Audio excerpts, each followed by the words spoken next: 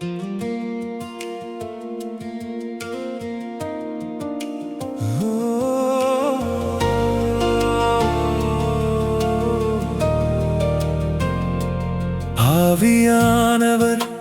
சபைகளுக்கு சொல்லுகிறதை காதுள்ளவன் கேட்கக் கடவன்.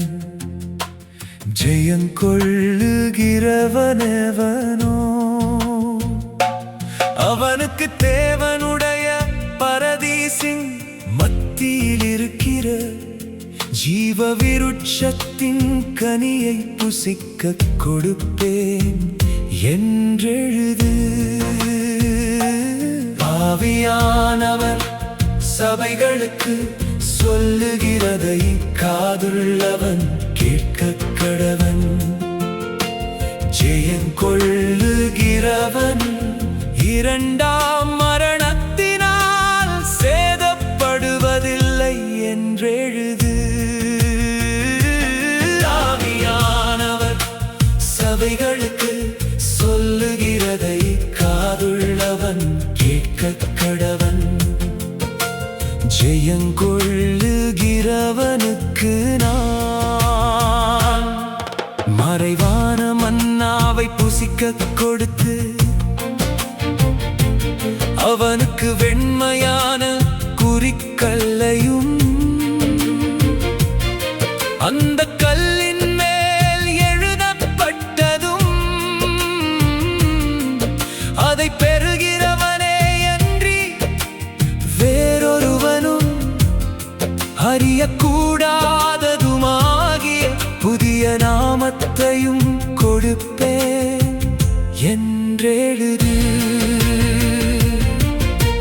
ஜெயங்கொண்டு முடிவு பரியந்தம் என் கிரியைகளை கைக்கொள்ளுகிறவனெவனோ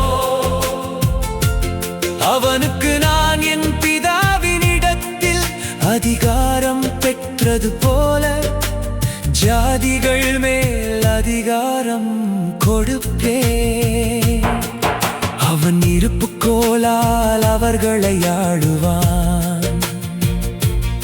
அவர்கள் மண் பாண்டங்களைப் போல நொறுக்கப்படுவார்கள். விடிவெள்ளி நட்சத்திரத்தையும் அவனுக்கு கொடுப்பேன். ஜெயங்கொள்ளுகிறவனெவனோ அவனுக்கு வெண்வஸ்திரம் தரிப்பிக்கப்படும். ஜீவ புஸ்தகத்தில் இருந்து அவனுடைய நாமத்தை நான் கிறுக்கி போடாமல் என் பிதா முன்பாகவும் அவருடைய தூதர் முன்பாகவும் அவன் நாமத்தை அறிக்கையிடுவே.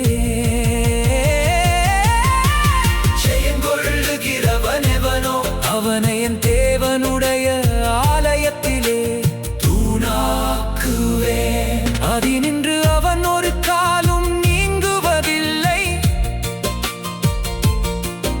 என் தேவனுடைய நாமத்தையும் என் தேவனால் பரலோகத்தில் இறங்கி வருகிற புதிய எருசலேமாகிய என் தேவனுடைய நகரத்தின் நாமத்தையும் என் புதிய நாமத்தையும் அவன் மேல் எழுதுவேன்.